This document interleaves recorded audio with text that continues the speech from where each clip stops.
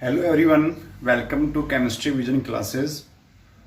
आज जो हम बात करने वाले हैं तो लास्ट वाली क्लास के अंदर हम देखो इलेक्ट्रोकेमिस्ट्री हमने स्टार्ट की थी। तो लास्ट वाली क्लास के अंदर हमने बात किया था उसका इंट्रोडक्शन, उसके बाद में हमने किया था इलेक्ट्रोलाइसिस प्रोसेस होता है क्या, उसके बारे में मैंने आपको बताया था विद वर्किंग विद डायग्राम। मैंने आपको चीज़ों को समझाया था। ठीक है, आज जो टॉपिक हमें बात करने वाला हूँ उस टॉपिक का नाम है क्वांटिटेटिव एस्पेक्ट्स ऑफ इलेक्ट्रोलाइसिस। मतलब इलेक्ट्रोलाइसिस के अंदर जो टर्म ऑफ वर्किंग का प्रोसेस है उसको अगर समझाने की बात की जाए तो एक साइंटिस्ट है जिसका नाम था फेराडे। तो फेराडे जो था वो इलेक्ट्रोलाइसिस के क्वांटिटेटिव एस्पेक्ट को अच्छी तरीके से समझाने में उसने कोशिश करी कि भाई मतलब फर्स्ट जो साइंटिस्ट था वो कौन था, यहाँ पर फेराडे था, जिसने इलेक्ट्रोलाइसिस के क्वांटिटेटिव एस्पेक्ट्स के बारे में क्या करता है वो बात करता है। और इसी के रिगार्डिंग वहां पर फेराडे जो होता है वो दो लो देता है इलेक्ट्रोलाइसिस को लेकर के। एक electrolysis first law of electrolysis, first law of electrolysis, जिसका दूसरा नाम हम क्या बोल सकते हैं, फेराडे फर्स्ट लॉ। क्या बोल सकते हैं, फेराडे फर्स्ट लॉ।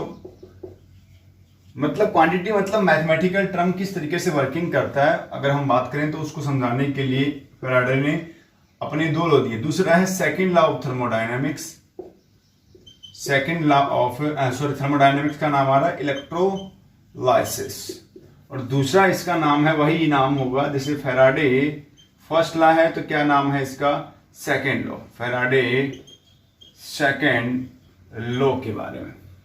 अब इन दोनों लॉ को समझाने की बात करता है फेराडे। ठीक है, तो मैं सबसे पहले जो मैं बात करने वाला हूं वो बात करूंगा मैं किसके बारे में, फेराडे का फर्स्ट लॉ, मतलब फर्स्ट लॉ ऑफ फेराडे के बारे में हमें पढ़ना है। ठीक है, अब फेराडे अपने फर्स्ट लॉ में क्या कहता है, सुनना थोड़ा समझना, कि कोई भी एक अपने पास में अमाउंट ऑफ केमिकल रिएक्शन है। क्या है, अमाउंट ऑफ केमिकल रिएक्शन है। ठीक है, उस रिएक्शन के अंदर एक पर्टिकुलर इलेक्ट्रोड क्या कर रहा है, पार्टिसिपेट कर रहा है। ठीक है, मतलब उसी पर्टिकुलर सब्सटेंस का जिस टाइप का इलेक्ट्रोड है उसी टाइप से रिगार्डिंग क्या है, एक केमिकल रिएक्शन जो होती है उसका अमाउंट ऑफ केमिकल रिएक्शन क्या कर रहा है, पार्टिसिपेट कर रहा है। मतलब जिस टाइप का इलेक्ट्रोड है उसी टाइप बेस्ड क्या हो रही है, केमिकल रिएक्शन वहां पर प्रोसीड कर रही है। तो फर्स्ट लॉ क्या कहता है फेराडे का, कि मेरे पास में एक अमाउंट ऑफ केमिकल रिएक्शन है, उस केमिकल रिएक्शन के अंदर पार्टिसिपेट करने वाला जो इलेक्ट्रोड होता है उस इलेक्ट्रोड पे उस रिएक्शन का कितना अमाउंट ऑफ सब्सटेंस डिपॉजिट होता है। ठीक है, कितना अमाउंट ऑफ मतलब उस इलेक्ट्रोड पे उस रिएक्शन का कितना अमाउंट ऑफ सब्सटेंस क्या हो रहा है, डिपॉजिट होता है, उसकी ये वैल्यू डायरेक्टली प्रोपोर्शनल होती है टू वहां पर उसी दौरान पास होने वाली, directly proportional to the passage of quantity of electricity, passage of quantity of electricity. मतलब इनडायरेक्टली एक रिलेशन बन गया। क्या मतलब, वो कहता है कि भाई जो इलेक्ट्रोड आप पार्टिसिपेट करवा रहे हो ना उस इलेक्ट्रोड पे जो अमाउंट ऑफ सब्सटेंस जो भी अमाउंट ऑफ सब्सटेंस डिपॉजिट हो रहा है वो डिपॉजिट अमाउंट किस पे डिपेंड कर रहा है, वो डिपेंड कर रहा है उस दौरान पास होने वाली क्वांटिटी ऑफ इलेक्ट्रिसिटी के। मतलब क्या हो गया, मतलब ये हो गया कि यहां पर अमाउंट ऑफ सब्सटेंस का सिंबल एम या आप डब्ल्यू भी ले सकते हो। ये अमाउंट ऑफ सब्सटेंस जो होता है ये डायरेक्टली प्रोपोर्शनल हो गया किसके, क्यू के। ये मैथमेटिकल टर्म था फेराडे का फर्स्ट लॉ। मतलब डब्ल्यू क्या है, डब्ल्यू जो यहाँ है वो है यहाँ पर amount of substance deposit eight electrode. तो यहाँ W जो है वो अमाउंट है जो क्या हो रहा है, जो इलेक्ट्रोड पे डिपॉजिट हो रहा है। और यहाँ जो Q है, Q जो है वो क्या है, यहाँ पर Q है उस दौरान पास होने वाली passage of quantity of electricity, उस दौरान पास होने वाली इलेक्ट्रिसिटी है। ये है फैराडे का फर्स्ट लॉ। समझ गए मेरी बात को? तो ये कहानी थी फैराडे के फर्स्ट लॉ की। फिर इस मैथमेटिकल टर्म को हम और थोड़ा सा एक्सप्लेन करते हैं, समझाता हूं। देखना मैं, अब मुझे थोड़ा सा ऊपर वाला मिटाना पड़ेगा। देखो क्या है, अब W है, प्रोपोर्शनल हटाएगा तो एक सिंबल आएगा, वो सर क्या, वो सर Z। यहां Z जो होता है वो होता है इलेक्ट्रो केमिकल इक्विवेलेंट, ठीक है, जो डिपेंड करता है मोलर मास ऑफ एलिमेंट। जो भी एलिमेंट की आप बात कर रहे हो या एटम की बात कर रहे हो, उस एलिमेंट का मोलर मास अपॉन में उस एलिमेंट के अंदर tendency of gain of electron और loss of electron, tendency of gain और लॉस ऑफ इलेक्ट्रॉन के रेशियो पे डिपेंड करता है इलेक्ट्रोकेमिकल इक्विवेलेंट। मतलब मोलर मास को आप डिवाइड कर दो, जैसे एल्यूमिनियम ही है तो एल्यूमिनियम का मोलर मास 27, कितना इलेक्ट्रॉन एक्सचेंज करता है, 3 होता है, तो इक्विवेलेंट वेट कितना आ गया उसका, 9। इस तरीके से निकालते हैं, जो नॉर्मलिटी में भी यूज होता है। समझे मेरी बात को? फिर कह रहा है कि सर क्यों हम जानते हैं, क्यों भी हम जानते, वी नो। क्यों होता है, डिपेंड करता है करंट इनटू टाइम पे। समझे मेरी बात? आई इनटू टी पे। अब ये जो वैल्यू है, ये वैल्यू कहां पुट कर दूं मैं, ये पुट कर देता हूं इस वाले फॉर्मूले के अंदर। जैसे मैं इस फॉर्मूले में पुट करूंगा तो क्या बन के आएगा, तो मिटा दूं मैं इसको थोड़ा सा। देखो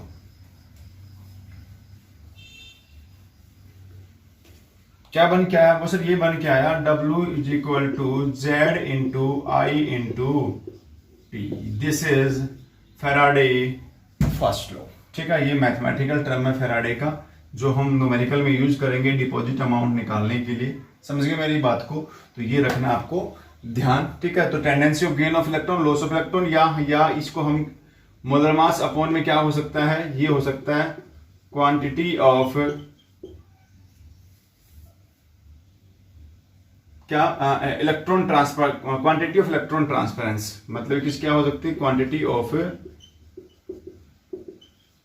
इलेक्ट्रॉन ट्रांसफरेंस भी हम इसको बोल सकते हैं, कि कितना इलेक्ट्रॉन ट्रांसफर हो रहा है विद कूलम्ब वैल्यू। 2 है तो 2 फैराडे, 3 है तो 3 फैराडे, 4 है तो 4 फैराडे, वो आप लिख सकते हो यहाँ पर। अब ये कहता है कि सर यहाँ पर W का वैल्यू इक्वल हो सकता है Z के, मतलब इलेक्ट्रोकेमिकल इक्विवेलेंट की वैल्यू इक्वल हो सकती है जो अमाउंट ऑफ सब्सटेंस डिपॉजिट हो रहा है उसके। वो कब होगी, वो तब पॉसिबल है जब I अगर 1 एम्पियर पास हो जाए और टाइम अगर 1 सेकंड अगर आप ले लेते हैं तो आपका W इक्वल हो जाता है किसके, Z के। यही है फैराडे का first law. Faraday first law कहता है कि कोई भी केमिकल रिएक्शन के अंदर पार्टिसिपेट करने वाले इलेक्ट्रोड पे कितना अमाउंट ऑफ सब्सटेंस इस पे डिपॉजिट या लिबरेट होता है, उसकी ये वैल्यू डिपेंड करती है उस दौरान आपने कितना क्वांटिटी ऑफ इलेक्ट्रिसिटी वहां पर आपने पास किया है। जितना ज्यादा पास करोगे उतना डिपॉजिट होगा, जितना कम पास करोगे कम डिपॉजिट होगी। अगर पास करोगे तो ही तो टूटेगा, टूटेगा तो डिपॉजिट होगा। जैसे कल हमने, जिन बच्चों ने लास्ट वाली क्लास नहीं देखी वो देखे, पहले इलेक्ट्रोलाइसिस को समझे, उसके बाद यहाँ आने की कोशिश करें। समझे मेरी बात को?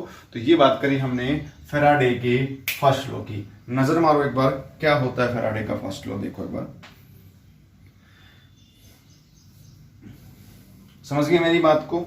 ये है फैराडे का फर्स्ट लॉ। तो आपको रखना है ध्यान, न्यूमेरिकल में भी यूज होने वाला है, ये यूज करेंगे हम, ठीक है। फैराडे का फर्स्ट लॉ क्या होता है। अब मैं बात कर लेता हूं किसके बारे में, फैराडे के सेकंड लॉ के बारे में। तो साथ के साथ उसको भी देख लेते हैं, चलते हैं। देखो फैराडे का सेकंड लॉ,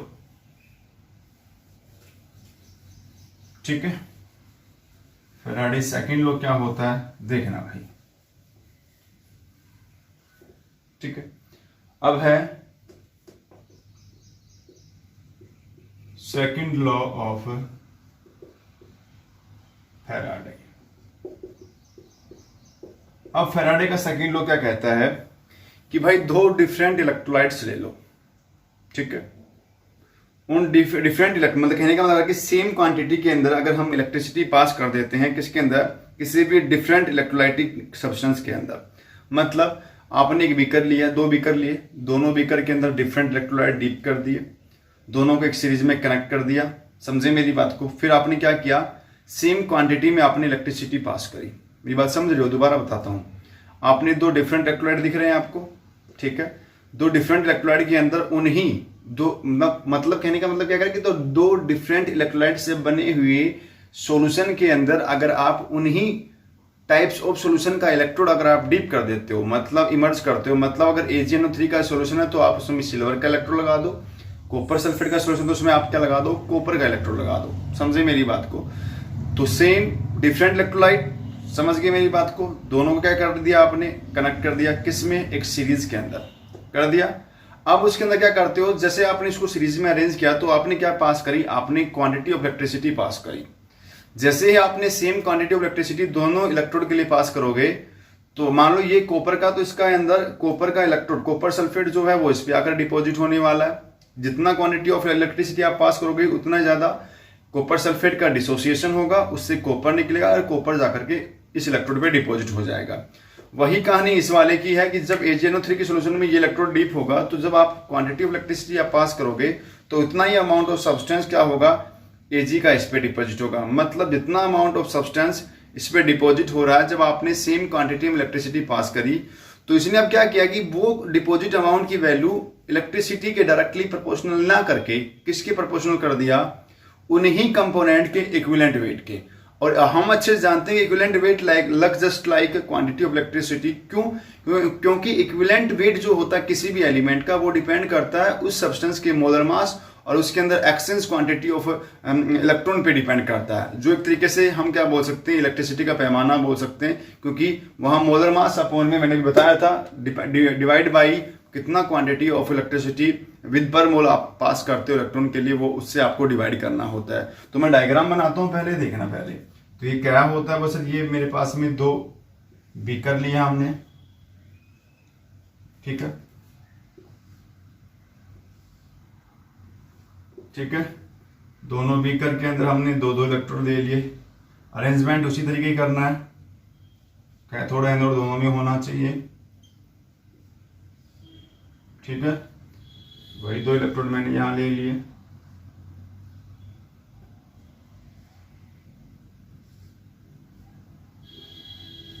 समझ गए? दोनों को मैंने जोड़ दिया एक सीरीज के अंदर, ये जोड़ दिया, इसको यहां जोड़ दिया और इसको जोड़ दिया यहां पर, ठीक है। मैंने लगा दिया चार्ज ये वाला, तो यहां आ गया पॉजिटिव चार्ज, ये नेगेटिव, मतलब ये प्लस माइनस प्लस और ये माइनस, समझे। यहां पर इन दोनों इलेक्ट्रोड को आपने इमर्ज कर रखा किसके अंदर, मतलब ये डिपॉजिट है, इमर्ज है AgNO3 के सॉल्यूशन में। दोनों इलेक्ट्रोड जो हैं ये इमर्ज हैं किसमें, कॉपर सल्फेट के अंदर। अब कह रहा है कि सर आपने जब यहां पर दो डिफरेंट इलेक्ट्रोलाइट्स हो गए विद इलेक्ट्रोड एक सीरीज में कनेक्ट कर दिया, बसर कर दिया। अब आप क्या करते हैं, इसके अंदर सेम क्वांटिटी ऑफ इलेक्ट्रिसिटी, दोनों के लिए सेम क्वांटिटी ऑफ इलेक्ट्रिसिटी क्या करते हो, पास करते हो, ठीक है। तो ये कह रहा है कि वो ये कहता है कि तो उस दौरान इस AgNO3 का कितना अमाउंट ऑफ Ag डिपॉजिट होता है, इसकी ये वैल्यू डायरेक्टली प्रोपोर्शनल होती है इक्विवेलेंट वेट ऑफ Ag के। किसके? इक्विवेलेंट वेट ऑफ Ag के। और दूसरा क्या अपने पास में, दूसरा कॉपर है, तो कॉपर का कितना अमाउंट ऑफ Cu डिपॉजिट होता है इलेक्ट्रोड पे, इसका भी ये वैल्यू डायरेक्टली प्रोपोर्शनल होता है उसी के इक्विवेलेंट वेट ऑफ कॉपर के। समझे मेरी बात को? मतलब Ag का इक्विवेलेंट वेट का मतलब Ag का मोलर मास अपॉन में charge of transfer of electron से डिवाइड करना है, तो एक तरीके से क्वांटिटी ऑफ इलेक्ट्रिसिटी निकलेगी, उसकी ये वैल्यू उस अमाउंट ऑफ डिपॉजिट जो हो रहा है उसके डायरेक्टली प्रोपोर्शनल होगी। दोनों का प्रोपोर्शनल हटाएंगे, सर यस सर, प्रोपोर्शनल हटाते यहाँ इक्विवेलेंट वेट आ गया Z, यहां भी क्या आ गया Z, समझ गए। अब फिर बोला कि दोनों एक दूसरे के रेस्पेक्ट में काम करें तो दोनों का कंप्लीट रिडॉक्स कब होगा, जब दोनों एक साथ वर्किंग करेंगे तो दोनों का अमाउंट ऑफ सब्सटेंस कितना डिपॉजिट हो रहा है उसका रेशियो, जब अमाउंट ऑफ सब्सटेंस जो डिपॉजिट है उसका रेशियो जब निकालेंगे तो कॉमन सी बात है, तो उस दौरान कितना इक्विवेलेंट वेट वेरी करेगा उसका भी तो रेशियो अपने को फाइंड आउट करना पड़ेगा। और जैसे ऐसा करेंगे तो यहाँ जेड से जेड क्या हो जाएगा, कैंसिल हो जाएगा, जेड का ये अमाउंट हो गया। तो क्या निकल के आया, वो सर नया टर्म निकल के आया कि the ratio in between the amount of AG deposit upon में अमाउंट ऑफ सीयू डिपॉजिट की वैल्यू इक्वल होती है the ratio in between equivalent weight of AG और इक्विवेलेंट वेट ऑफ कॉपर की। मतलब कॉमन सा मुद्दा ये है कि यहां पर डिपॉजिट होने वाला अमाउंट, जो अमाउंट डिपॉजिट हो रहा है एक पर्टिकुलर इलेक्ट्रोड पे, उसका जो वैल्यू डिपॉजिट टेंडेंसी जो है वो डिपेंड कर रहा है डायरेक्टली किसके ऊपर, उसी सब्सटेंस जो अपने पास में जो ले रखा है इलेक्ट्रोलाइट, उसी इलेक्ट्रोलाइट की इक्विवेलेंट वेट के डायरेक्टली प्रोपोर्शनल होता है। जितना इक्विवेलेंट वेट बढ़ेगा अमाउंट ऑफ सब्सटेंस उतना बढ़ेगा। और आप अच्छे जानते हैं कि इक्विवेलेंट वेट मैंने बताया था ये क्या होता है, मोलर मास उस सब्सटेंस का, और यहां पर चार्ज ट्रांसफर ऑफ इलेक्ट्रॉन पे डिपेंड करता है। और अगर अब 2 है तो 2 फैराडे से 4 है तो 4 फैराडे।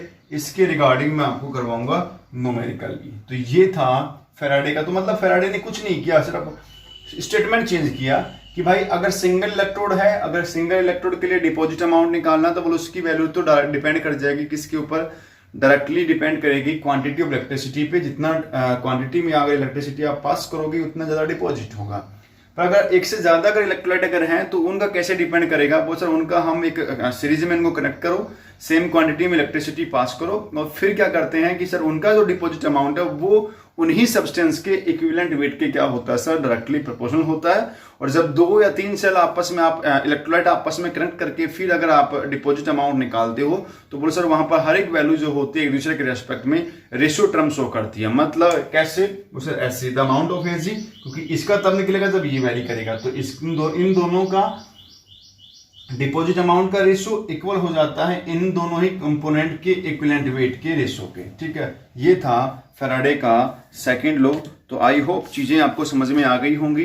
फिर भी किसी बच्चे को लगता है कि सर डाउट है, चीजें क्लियर नहीं हुई है, ठीक है, तो वो आप मेरे से पूछेगा, कमेंट बॉक्स में कमेंट डालेगा। वीडियो अच्छी लगे तो लाइक सब्सक्राइब करिएगा। ठीक है, नेक्स्ट वाली क्लास में मैं बात जो करूंगा वो बात करूंगा कि फैराडे अगर मुझे क्वांटिटी ये जो निकालना है, क्वांटिटी अगर निकालनी है पर मोल ऑफ इलेक्ट्रॉन के लिए, तो फैराडे का कितना अमाउंट ऑफ सब्सटेंस अपने को मिलेगा पर मोल इलेक्ट्रॉन के लिए, और पर मोल इलेक्ट्रॉन के अकॉर्डिंग कैसे फैराडे की वैल्यू डिपेंड करती है वो मैं आपको मेजरमेंट करना सिखाऊंगा।